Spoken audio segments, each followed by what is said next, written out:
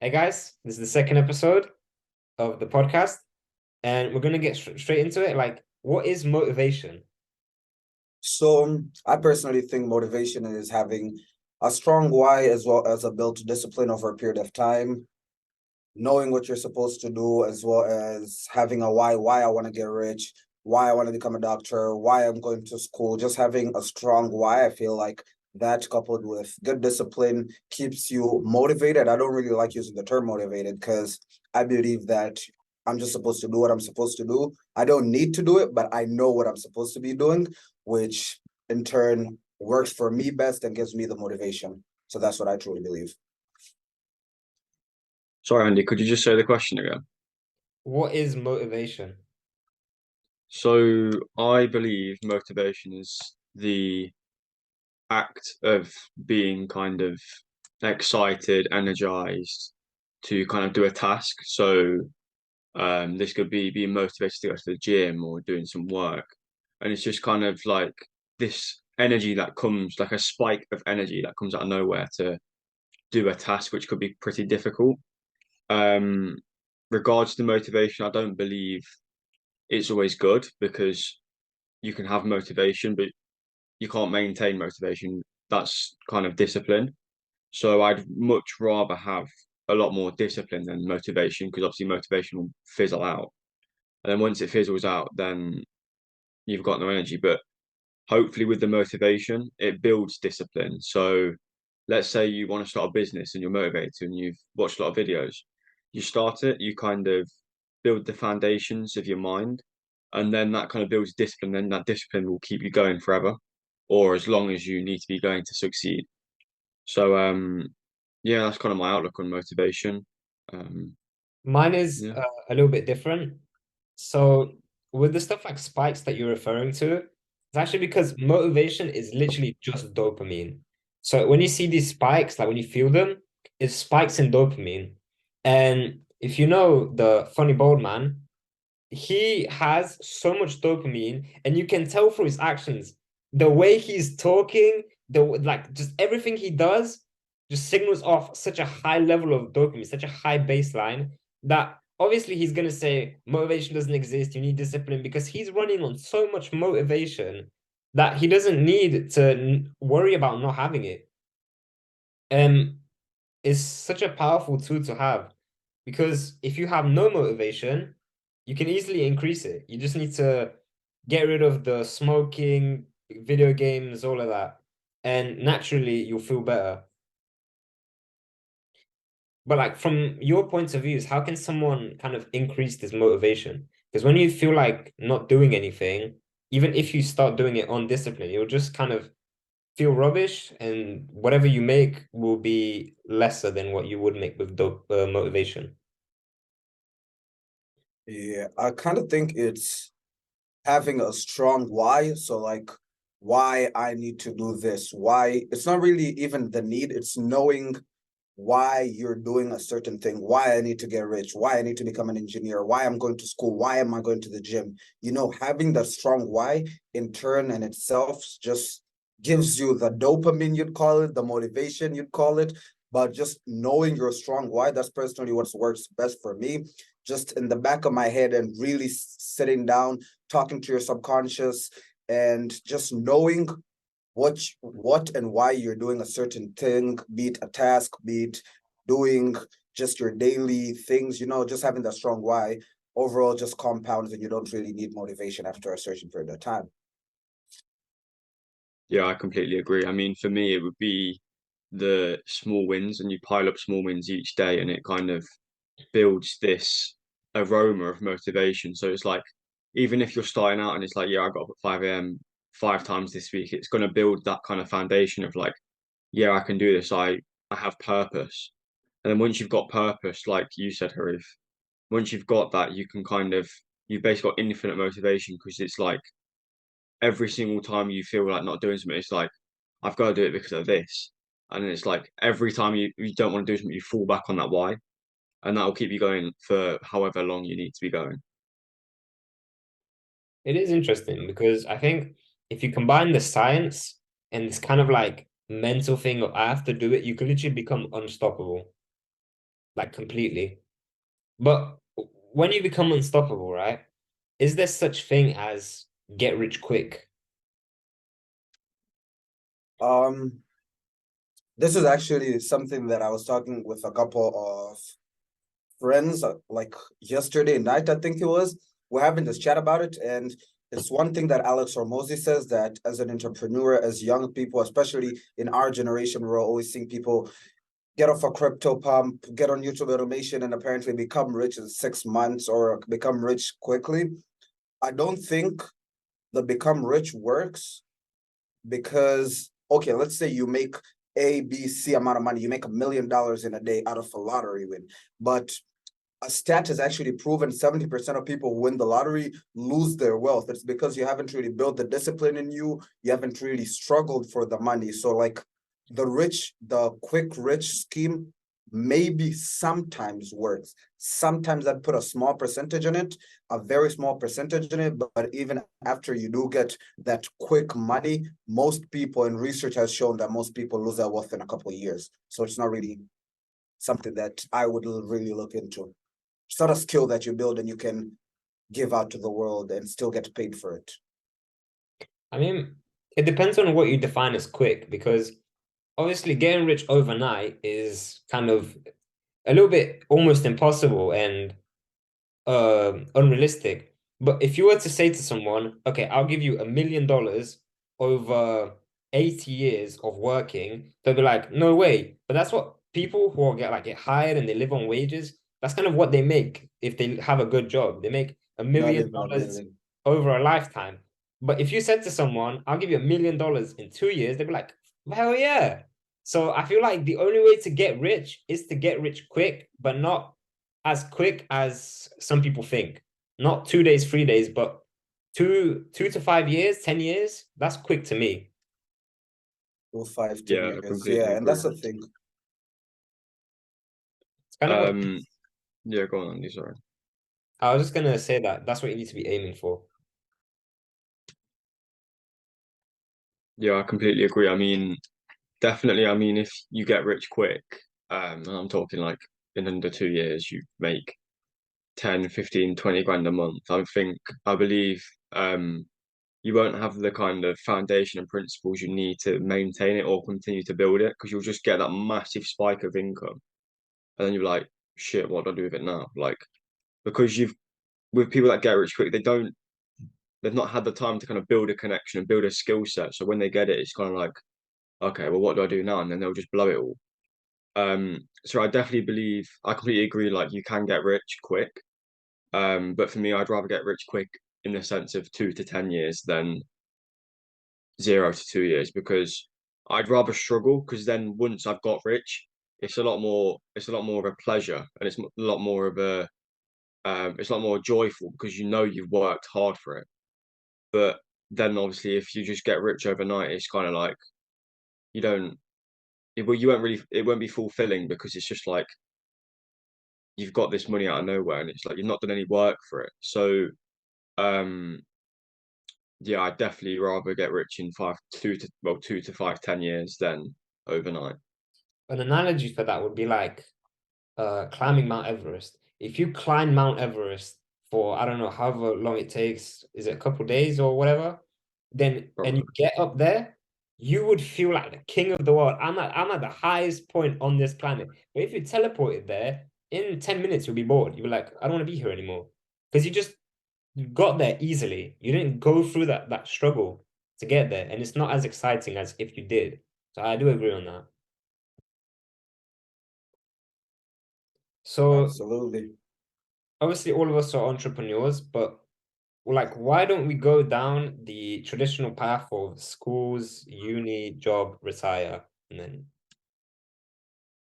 This is actually crazy because I'm right now at uni. So it's ridiculous. But something that I usually tell people, it really depends on what you want. So for me personally, or for the people, for you, Andy, and for you, Cameron, it's the fact that we don't want, or we don't want the school, we don't want the system that's enforced, we don't want the payments that have been enforced, we don't have dreams that are limited to what someone else can give us. That's what I truly believe for each and almost every entrepreneur. It's the fact that we have dreams, we have beliefs that are crazy to the normal person, to the average person, but to us it's absolutely possible, and it's not even that big of a dream. And I think I personally don't like the school route, and I'm trying to get out of it because it feels like I'm being limited to my resources. I'm learning things that are not really happening right now in the world. My major isn't something that I really wanted to do. I don't want to be an engineer or become a doctor or do anything school related. Because for other people, like if you want to become a doctor or you want to become an engineer, school is perfect for you. But for me as an entrepreneur, I want to become a marketer, something more expansive, something that's more adaptive to current society, then school isn't personally for me. And I know a lot of people who also would think the same. I mean, yeah, I can completely agree. I think for me, it's kind of like I just sat down and kind of assessed the vehicles that I could use to make money. So it was either at first I wanted to become an accountant because I thought that made me a lot of money. And then I kind of saw being an entrepreneur, I can make what I want, so freedom and the luxury lifestyle, I can make it a lot faster. So I kind of decided to go down this path, and I know it was a lot riskier, but I knew I'd do whatever it takes in whatever field I was in to make it. So if it was becoming an accountant, I would put the hours in at work, school, sorry, and I'd make sure I'm at the very top of my class, and I'd make A stars and everything, and just I'd make sure I put as much effort in as possible. But I do the same for entrepreneurship. I do the same for becoming a doctor, maybe playing football. It was just what vehicle was going to get me to the point that I wanted to be at, and where I can find the most freedom, and that was for entrepreneurship. So that's kind of why I decided to go take this path. I feel like to get rich, this is kind of the only path, like as far as I know. Because sure, you can make $1 million in 10 years as a doctor, but that comes after being in extra school for 8 years and then doing whatever, whatever. Like there's so much into that by the time you make it, you're gonna be in a Ferrari when you're 60. And there's no fun in that. So it kind of is the only way to get rich and make it big is entrepreneurship. That's the only way, it seems like. And the normal people that do work and they do put the time and hours into their job, they're not happy with it. And no shit, you know? Why would you go work as a train worker for £12 an hour when there's some OnlyFans girl taking a couple pictures making 20 times that? It's just no point. And we don't condone OnlyFans. It was just an example. Just to say it out there. But that's absolutely true. All right, so playing devil's advocate, isn't entrepreneurship risky? I think it is risky, and that's the good thing about risks. I know Alex Ramosi says it. He says it. The best thing about not being rich is the fact that you can take so much risk with less money. So right now, if let's give an example, if we went to school, we would have one skill set. Right now, as entrepreneurs, we have marketing, sales, networking. There's like a variety of skill sets that I personally see. And being a third year college student, I've literally gone through almost what 3/4 of the whole school system. If I didn't want to get literally, yeah, 3/4 or probably more if I'm not planning on getting a master's. So the fact that it's risky, meaning that there are less people, meaning the value already goes up, meaning the people who make it aren't really a lot.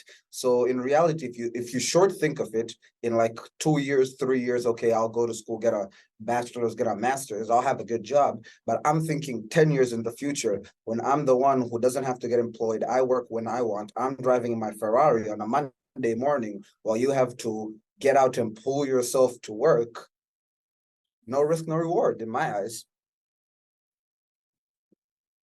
Exactly. I mean, well, there's a risk to everything. There's a risk to getting a job. I mean, you could get fired at any point. It's very unlikely, but you could. I mean, you might not get into that university which will get you that high paying job. But it's the same with entrepreneurship. You're not you're not guaranteed to make money. Like you can control the risk by the input of work you put in and the amount of focus you have.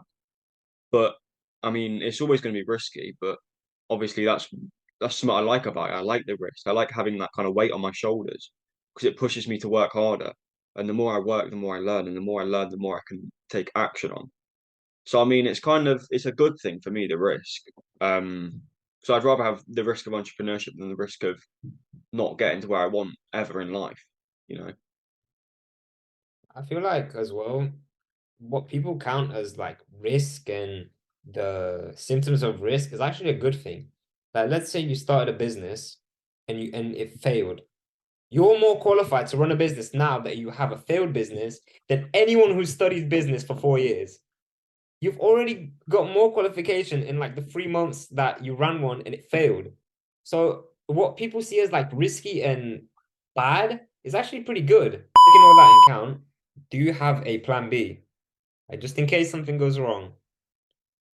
I personally don't have a plan B, and it's something that I've thought of. I've been told a lot by people that I don't really want to be like. So I was like, let me really talk to myself and think about it. And I personally don't have a plan B, and I think it will be very beneficial for other people as well.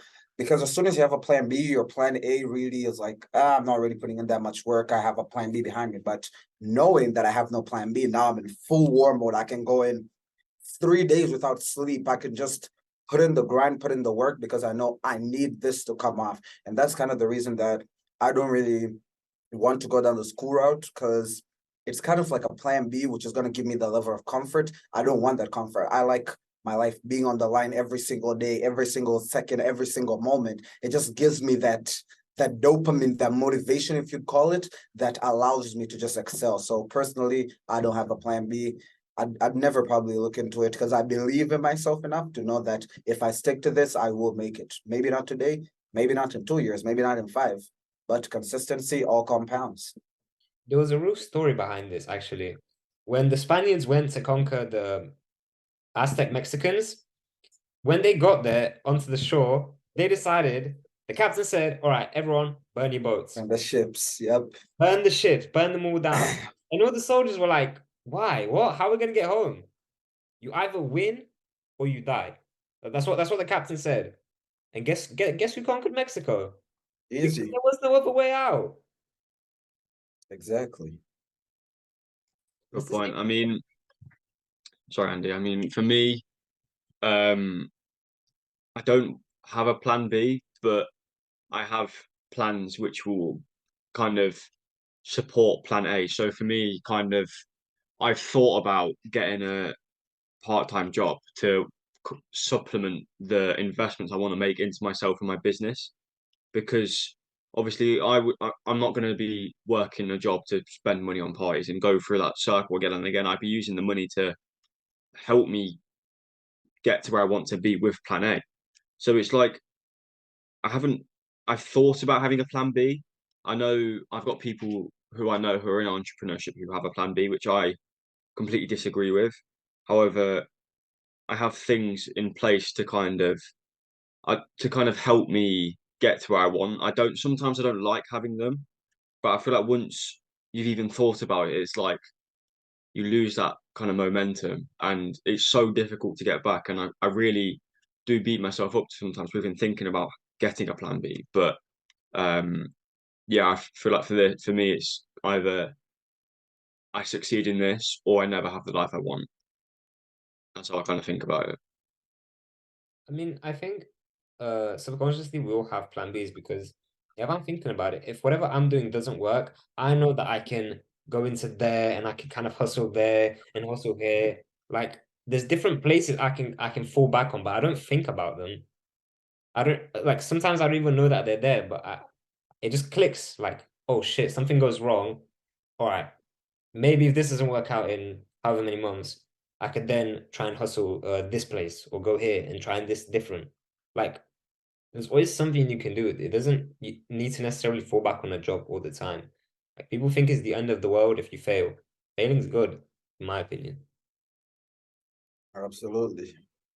Winners don't look at failing as failing. It's a learning lesson. Right. Now, on about failing, is there anything wrong with the US/UK or the West in general? Whoa. This is a very interesting topic. I think personally, it's kind of what you want with wherever you live. I don't just want to put it into the West or the US or the UK. I think it's almost anywhere that you live, anywhere on earth, there's always something wrong with it. It's just that what you're looking out of living in a certain country, what your values are, what you are looking to get out of it most. So everywhere I'd say is corrupt in one way or another. Everywhere there's something wrong, everywhere there's something good about it. There's no bad without good, and there's no light without dark. So I think it's really what you want from it as a person. Yeah, I completely agree with that. I mean, it's kind of what you want out of life, and that will kind of angle your viewpoint on the country you're in or the countries around you. So let's say, let me think about this. Let's say you're an entrepreneur and you don't want taxes. Then obviously you'll think of Dubai as better than the UK, but maybe if you think you prioritize family, then maybe your family lives in the UK, so you're obviously going to prioritize, or you're obviously going to prefer the UK to Dubai. It just completely depends on what you want out of life and what works for you. Yeah, I mean, probably the best example I can give is my dad. He's moved from country to country, and every time he's been in one, he's complained about being there and wants to go to the next one. Once he gets to the next one, he complains about that one and wants to go back to a different one. So it's just kind of like, because you're never gonna feel like amazing, because there's something about your life that is bugging you. And probably the main thing is that you're poor, or that you don't have money to do whatever, or that you have to work so much. So he used to complain that Italy was too warm, wants to go to England. Comes to England, complains it's too cold, wants to go somewhere else. It's like, dude, you just don't want to work. Like, I get it, but there's not much you can do because you have to. You're kind of stuck in this trap. Like, you don't work, you don't eat, you die. So you just have to keep going, keep going. But like, if there was a place that you would go to, like if you had to move anywhere else, where would you go? Dubai, Dubai, Right now, in your current simple and location, easy. in your Dubai, current easy. Yes, networking is so much better. The weather is so much better. The morals and values they have more on a line with what I believe and things that I believe. And I like the system where I don't really like to get political, but it's like there's some I like Dubai's way of system where it's like once someone says something, it's always like towards the people. It's not just one person thinking blah blah blah blah blah, type of thing. And the safety as well is next to none. I will sit here and argue with anyone for days that Dubai's safety is the best safety, and it's the most safest country I'd say in the world. second behind Qatar. Second behind Qatar. All of them in the West, all of them in the Middle East, my bad. Yeah, I mean, for me, it's the same. It would Dubai any day. Like you said, the network, the weather, the luxury lifestyle that you can obtain. Just everything about it is better for what we want to do. Yeah, I mean, Like, everyone's moving sorry, to you'll Dubai. see. Like, Go on, sorry. everyone's literally moving to Dubai. It's crazy. Yeah, I wonder why. I don't have to wonder. It's obvious. Easy. Yeah. So everyone's panicking about AI taking their jobs. Like, is that even true? And how do you prepare for that to just be replaced? How you prepare for AI taking a job is just like how you prepare for going for war. You just learn new skills, you become better, you get your gun, you get a bigger cannon, you have more weapons. As an entrepreneur, all you can do is just expand your skill sets, move, pivot away, go beyond. Because I know copywriters, I'm talking about this from like a personal perspective. I know a lot of copywriters tell me, oh my God, AI is doing this well. I mean, yeah, you've been doing the same thing. You have the same perspective for months now, going to years. You've not expanded anything. Once you have one skill set, then you're easy to replace. And unfortunately, if you don't pivot away, if you don't go beyond copy, then you AI will take you out. Easy and simple. That's what I think personally. Yeah, exactly. I mean, it's how you kind of you can either leverage AI to your benefit, or you can have that many skills that it's going to be still be years until AI takes over you. So let's say, marketing, sales, copywriting, design, engineering, literally anything. Like if you're a jack of all trades, then there's not going to be an AI that can do all of that, at least not yet. Maybe in the future there will be, and then kind of you'll have to completely re-angle and pivot how you deliver and what you do. But obviously, if you can leverage AI in that, then you're going to be fine. So I don't think there's any AI yet that knows how to sell or can sell. I mean, maybe when that happens, it'll be a different story, but it won't be that for a long time. So, yeah, you can either leverage AI to your advantage now, or you can learn as many skill sets as possible so that you're still beating AI. Or both. Yeah, Ultimate or both. combination. Exactly. I mean, I think it's about like AIs right now can't build AIs or build new machinery. They don't have the kind of like the brains and they can't think creatively. So if you can go into these creative jobs or not jobs, but like do creative things that cannot be replaced at all. Like no matter how hard the AI tries, no matter how much data you input in it, like it's hard to feel like if I told you I touched this table and it felt the way it felt, like you would know it because you did that before. But try explaining it to someone that hasn't done that before, like an AI. It just doesn't understand these. It's hard to understand the feeling of feeling, if you know what I mean. Like actually being alive. Absolutely agree. Oh my God. So Fine. yes, I've pivoted so far away that they're chasing me now. It's crazy, crazy world. But we only have 5 minutes left on Zoom, so that's rough. Are there any final thoughts? Not really personally. I just wanted to share a lesson that I learned this week. Again, from a person that I listen to a lot, Alex Hormozi. He said the three biggest E's, most evil E's as entrepreneurs are expectations, and he said some other two. I don't remember what those ones, but expectation, don't expect it to come fast. Expect for the worst. So once you get it in a shorter period of time, it's like, wow, I really did this. And earlier in your career, go less for payment and more for learning the skill. So even if they do make an AI, they can do anything, it still can't replace you. That's all I really had to say. Exactly. For me, it'd just be keep hustling, keep learning, keep taking action, and trust the process. The more you trust in yourself and what you're doing, the more enjoyable and the faster you'll get to where you want to be. Just gotta keep going. You can't fail if you don't quit. It's literally impossible.